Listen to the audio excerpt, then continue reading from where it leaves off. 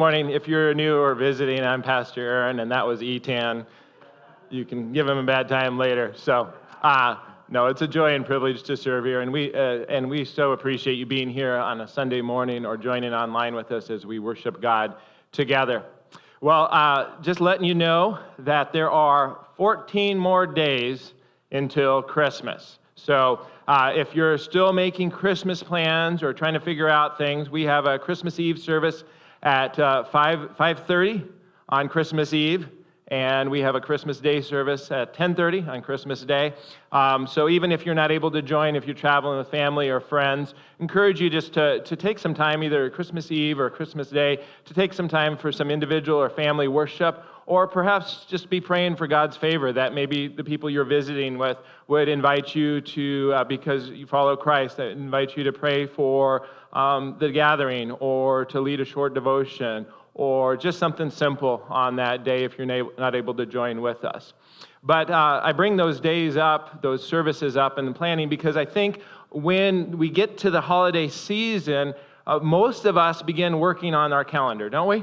We begin looking at what we have coming up, where we need to go, kind of thinking through our plans individually or with family or with friends, and what all needs to get done. We look at our calendar, and one of the things that we do is if at our school or our workplace, we figure out how many days we can take off. Christmas is all about, for most of us, taking off work. How many vacation days are we given? How many PTO days? How can we make this work so we don't have to work during Christmas? Most students as well are rejoicing that they get a break from school, whether you're in college or you're in high school or middle school or kindergarten, whatever age you are, you're probably rejoicing that you don't have to work during Christmas. In fact, for many of us, that's our understanding of what Christmas hope is in the workplace. Hope is a confidence that the future will be better. And for us, when Christmas comes around, we have that, we're going to have a few days where we don't have to work, and therefore life will be better.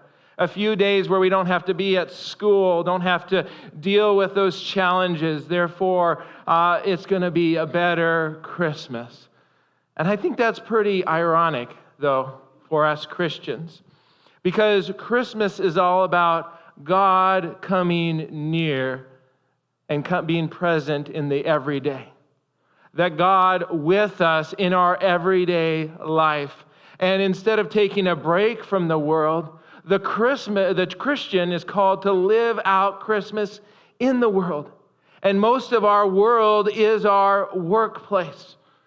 In fact, another ironic statement I was reading about was that there's a sense of hopelessness in our youth out there. Even the CDC, the Center for Disease Control, has a number of published articles about the deep sense of hopelessness out there in the young individuals. And they actually say one of the reasons for this was because of COVID, because they couldn't go to school, because they couldn't be at their workplace and learning. That led them to, one of the reasons that it led to a deep sense of hopelessness. Hope is the expectation that someone or something will bring you something better. Hope is the expectation that because of your trust in an individual or something, that tomorrow will be better. Hope is necessary for survival. Without hope, we get sick. Without hope, we perish. Without hope, we get depressed and discouraged. Without hope, we are disappointed. And this Christmas season, I wonder if you're searching for hope at your workplace. I wonder if you're searching for hope a little bit at school. Maybe it's because of some difficult coworkers. How do I persevere amidst that?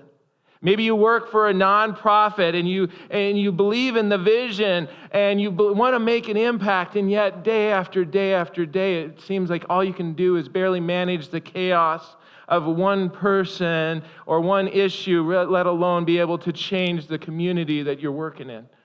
Or perhaps there's a deep sense of injustice where you go to school at.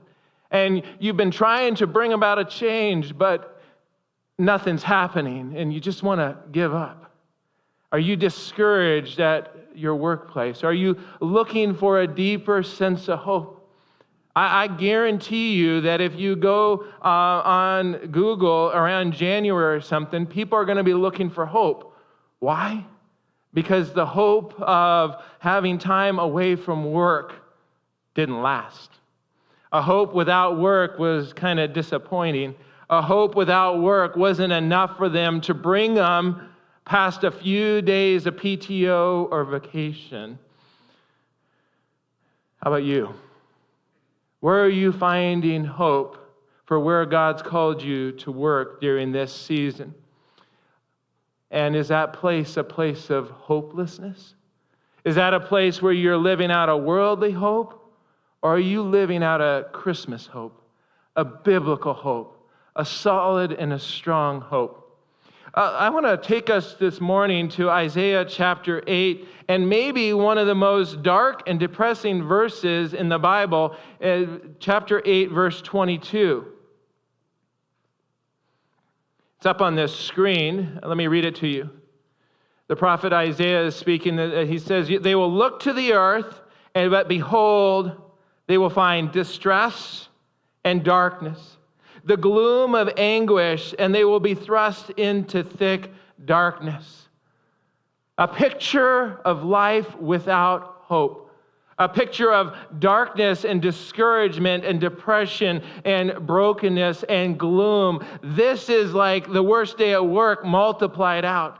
This is because of the people of Israel, specifically in the northern kingdom, have been led by kings that weren't seeking after God. And there was countries attacking them, specifically the Assyrians, and they had attacked and pushed back on them, and some of them were taken away from their homeland and assimilated into other lands. And so when you talk about a picture of hopelessness, you have this picture here of a people who have been attacked, a people who no longer live with peace and security, a people who have been carried away from a land. You think school's hard? How about being taken away into a strange and foreign land, taught a different language, taught to live differently? Or you think your work is hard? What do you imagine if the land that you had been given for centuries, that you had always raised crop on, now was taken by a foreign invader, and all that your generations before you had given everything to, that was your provision, now was gone? Or maybe think about if you were in leadership. Now you're in leadership in Israel, in this kingdom, and instead of being a leader, I'm going to become a leader so I can have a place of ease and peace and prosperity. Now you have a threat upon your life and upon your people. Talk about a dark and depressing and difficult work environment. But to that group, in that times of darkness, there is a place to find hope. There is a way to find hope when everything else looks hopeless. There is a place to find hope even when you've turned you've turned inside, you've looked around, and everything is falling short, yet there is still hope. And that's the hope that the prophet Isaiah speaks in Isaiah chapter 9, 1 through 7. It was spoken 2,800 years ago in a hopeless situation, and it's spoken to us today. And as I read through this, I wanted to help you understand a little bit about biblical prophecy. So I have this fidget device up here. My kids got it for Christmas because my nephews had this last year. I want to use it if I can figure it out, to illustrate biblical prophecy. All right, there you go. See? It's three-dimensional here. Look at that. It's even up on the screen if you want to see it. It's three-dimensional. So different curves, and there's different dimensions there. It's a circle, a sphere, and yet, look at that. Back to two-dimensional. So it's flat. That's an understanding of biblical prophecy. Oftentimes when the prophets speak, they look at the future and the present. So you got oh boy, my kids are just like, Dad, I can't believe you can't figure that thing out. So they look ahead to from the present to the future, and they look at all these things, but it's all compacted into one. It's compacted, and so it's hard to tell the difference between the present and the future. It's all into one biblical message, and that's the message from Isaiah 9. It's the present and the future, and it's all compacted into two dimensions here in Isaiah chapter 9. Listen to what the prophet Isaiah speaks into a hopeless situation. The prophet says that there will be a time when there will be no more gloom for her who was in anguish. In the former time, he brought into contempt the land of Zebulun and the land of Naphtali. But in the latter times, he has made glorious the way of the sea, the land beyond the Jordan, the Galilee of the nations. The people who walked in darkness have seen a great light. Those who dwelt in a land of deep darkness, on them light has shone. Hope is the expectation that someone or something will bring you something better. God, through the prophet Isaiah, is saying to the people of Israel, and I believe to us today, that there is coming a time where there will be great light. Where there was once only darkness, now that's physical and spiritual darkness, there will be light. You will be able to see out of this situation that looks hopeless. There will be life where it appears there's only death. There is a hope for you, the prophet Isaiah says. Then he continues in verse 3 and 4. You have multiplied the nation. You have increased its joy. They rejoice before you as with joy at the harvest, as they are glad when they divide the spoil. For the yoke of his burden and the staff of his shoulder and the rod of his oppressor you have broken as on the day of Midian. This is saying that God is bringing about a hope that will change from the shame into glory, the mourning into joy. The yoke that yoke that constrained or brought about oppression, that will be broken. That slavery, that sin of slavery and the slavery of sin will be destroyed. It will be broken. There will be a great victory. God will give you hope. Verses 5 through 5. The prophet says, every boot of the trampling warrior in battle tumult and every garment rolled up in blood will be burned as fuel for the fire. Talk about a career change. Imagine the workplace for these soldiers. All of a sudden their boots and their garments are now going to be rolled up and tossed into the fire. There won't be work anymore for those who are soldiers. You have a change of your workplace because there is coming a great peace where there will be no more oppression, no more violence, no more strife, no more animosity. There will be no more fighting. There is this great hope that is yet to come. The swords won't be needed anymore. So where, friends, on this day of Advent, where does this hope come from? Where does your hope come from on Monday morning or Tuesday night if you work overnight? Where does your hope come from as you're sitting at school trying to figure out the concept? Where does your hope come from as you're dealing with the injustices or persecution or difficulties at your job? Where does your hope come from if you're Israel and you have turned every direction besides God to try to figure out things? Where does your hope come from when everything is dark, everything is chaos, everything is gloom and discouragement? Where does your hope come from? Isaiah says that your hope comes from a person. Listen to this invasion of hope that's coming in through a person. Your hope is found when you trust in a person to bring you a better tomorrow, and that person is Jesus. For to us, the prophet says, a child will be born, to us a son is given, and the government shall be upon his shoulder, and he shall be called Wonderful Counselor, Mighty God, Everlasting Father, Prince of Peace. of the increase of his government and of peace there will be no end on the throne of David and over his kingdom, to establish it and to uphold it with justice and with righteousness from this time forevermore. The zeal of the Lord of hosts will do this. The prophet Isaiah is looking ahead, and he says that there is a time coming where God will be with us. And this hope is so deep that the darkness will be replaced by light, that the sin will be dealt with, that there will be peace with God in addition to peace with enemies, that there will be love where there was once only hate, there will be healing where there was once only hurt and pain, there will be unity where there was once division, there will be laughing and celebration where there was once only mourning.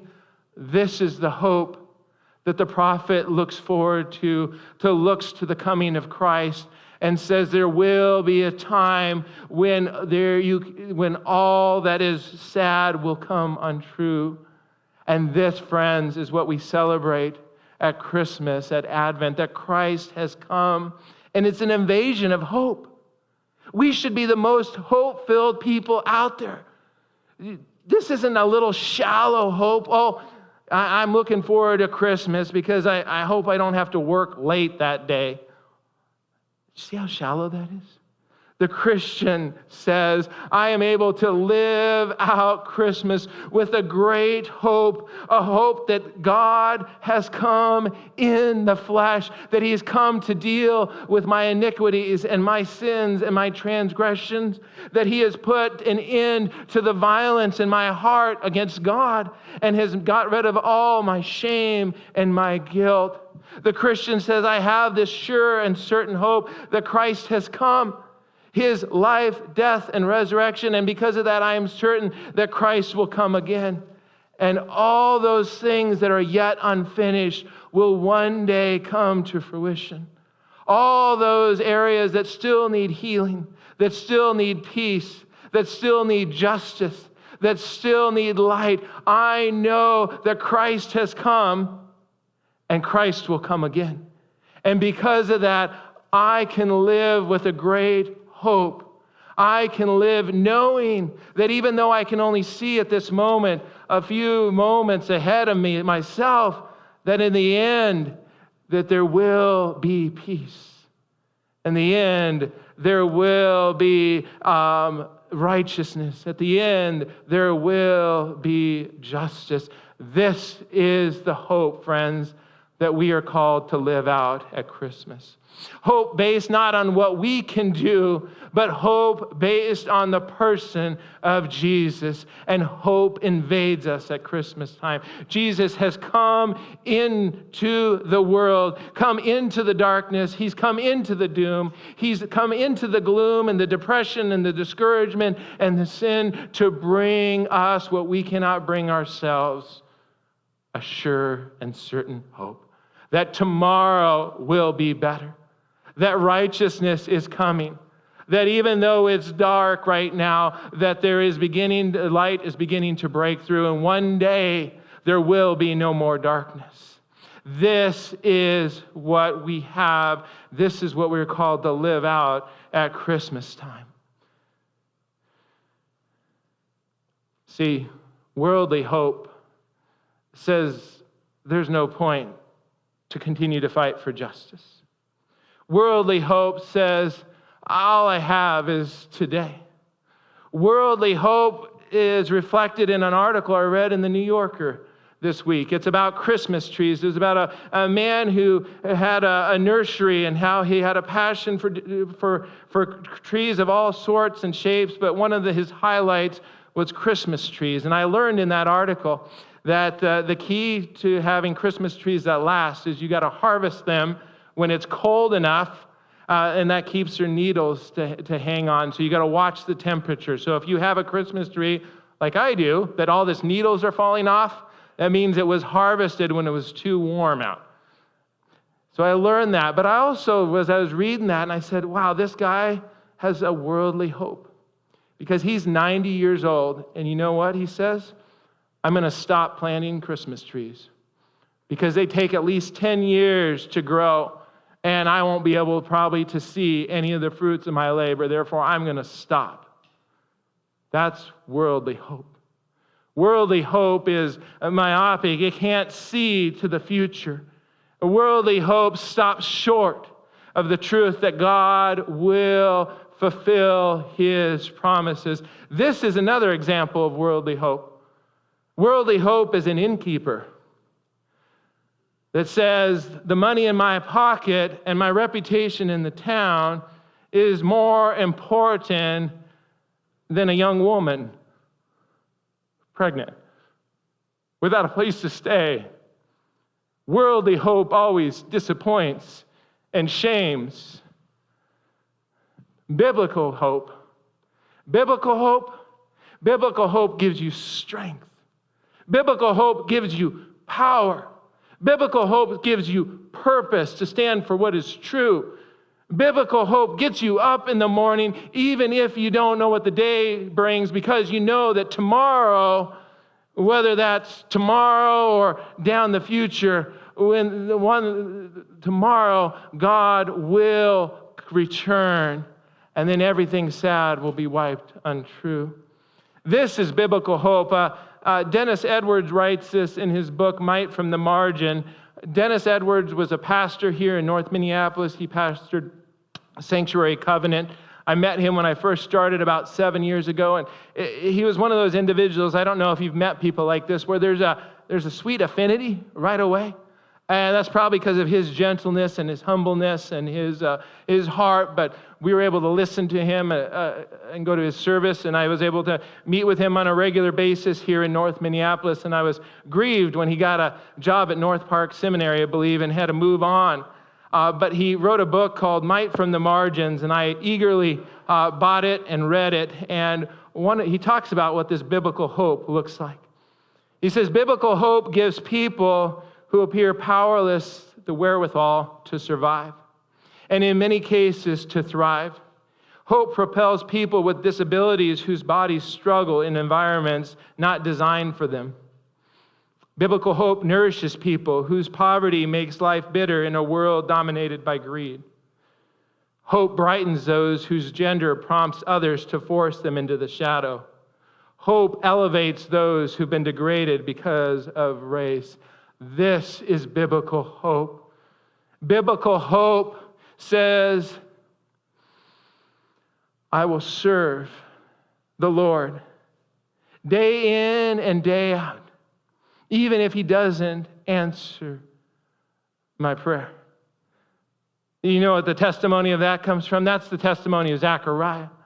Zechariah had grown old with age, and yet he had biblical hope, a biblical hope that allowed him to serve as a priest, even when the prayers that he would pray, the prayers of he and his wife, the prayers of his people for a Messiah, likely the prayers of he and his wife for a child, never came true.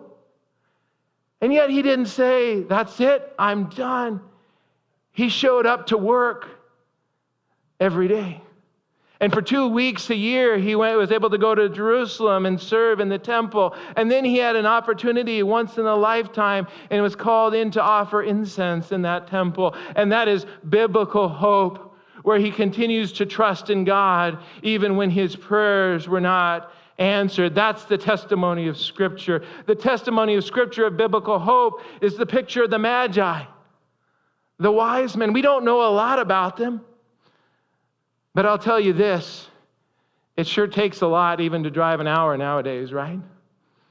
Yeah, how many things you have to pack, and you never know about the road condition and the crazy drivers out there, and boy, you don't want to go over into that area, and you never know about the weather. There's so much to figure out to go an hour. These Magi traveled likely days, months, perhaps years, to be able to see what this star was leading them to. This is biblical hope that something out there is better. That is better than what they had in their country. That was worth them advocating as their advisors and counselors to the leaders in their nation or their country to say, this is what we need to do. Even though you can't see really why we're doing this, that we see a light. and we're going to follow that light. This is biblical hope. And you know, biblical hope doesn't disappoint, does it? It doesn't put you to shame. The Magi encountered the Christ child and worshiped exceedingly with great joy. Zechariah's prayer was answered. A child would be given to Elizabeth, even though she was late of age. A biblical hope is a Joseph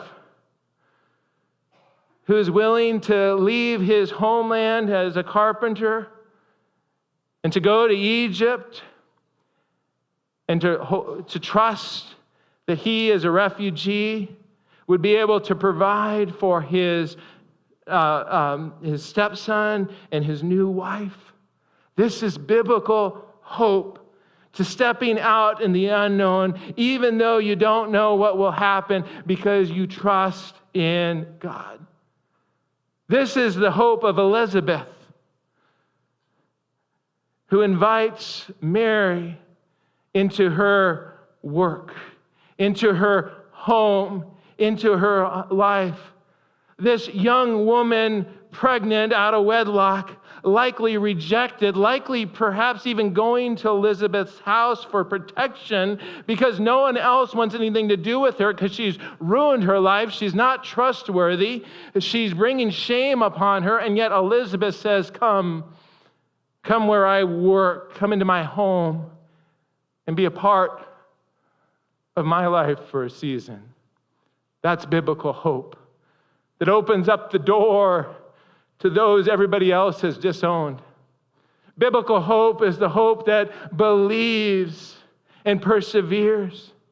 This is the biblical hope of the shepherd. Shepherd, what an interesting job and vocation at the time.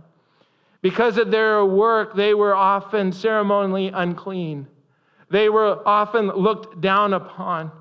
They were not the ones who were able to go and worship, and yet they are the ones who cared for the sheep who would be used for worship. They were the ones who cared for their sheep day in and day out. When they had 99 and one went away, they were the ones who went after it. The good shepherd is the shepherd that lays down his life for the sheep. An unappreciated job, a job where there's very little fruit, and yet they did their work with that biblical hope. How about you? What kind of hope do you need to bring to the workplace? If you're trying to only bring worldly hope, it will eventually disappoint. It will fail. It will not be enough. But biblical hope says that if you're working in the medical community, whether you're a nurse or a doctor or if you're research and development, biblical hope is the hope that perseveres for a cure and to care for cancer. Because you know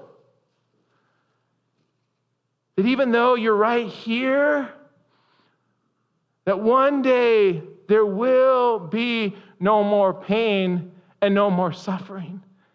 And so you persevere because you never know if that right here will happen right now. But you are confident in a God whose expectations that there will be a better future. And so you persevere. Biblical hope means you plant the tree, even though if you don't know what the future will bring, if you'll live long enough, because you know that God, your work matters to God. And anything done in the name of the Lord, using His ways and for His glory, will make an impact.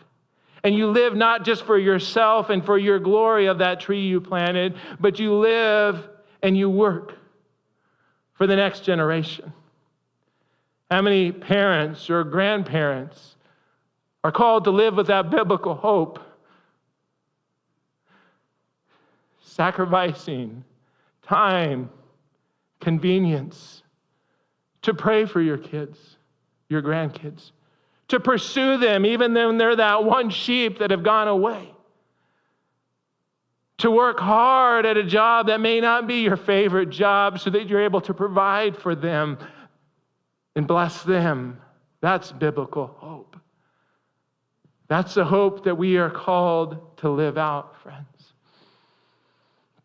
I grew up in the country in Nebraska. It was flat there.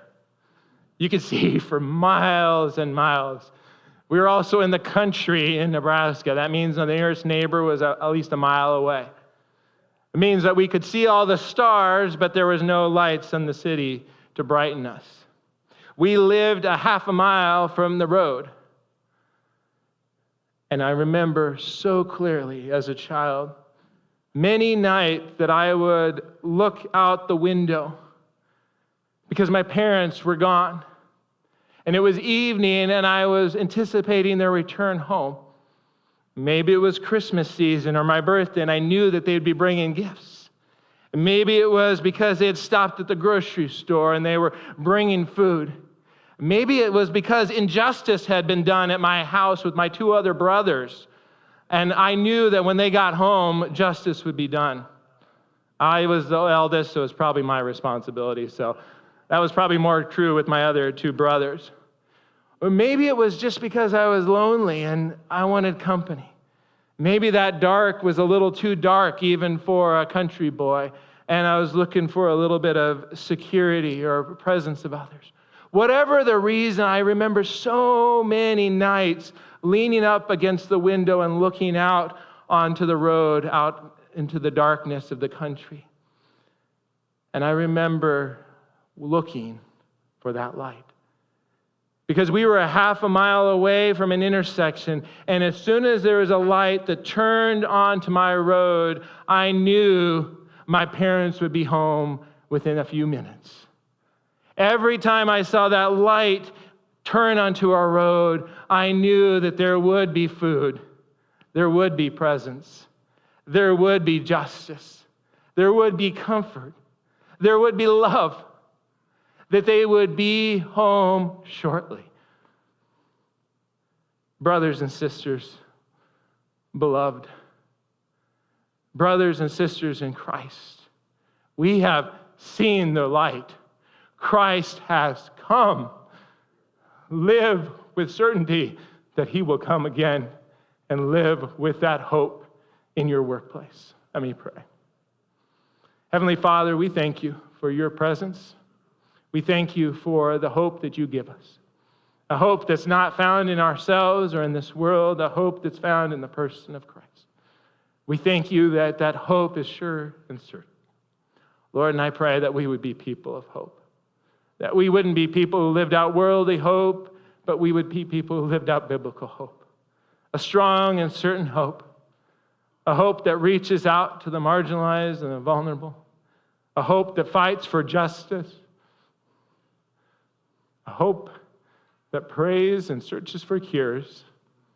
A hope that brings about peace and reconciliation in a world that's at war. A hope that's grounded in Jesus Christ, who is our hope. Amen.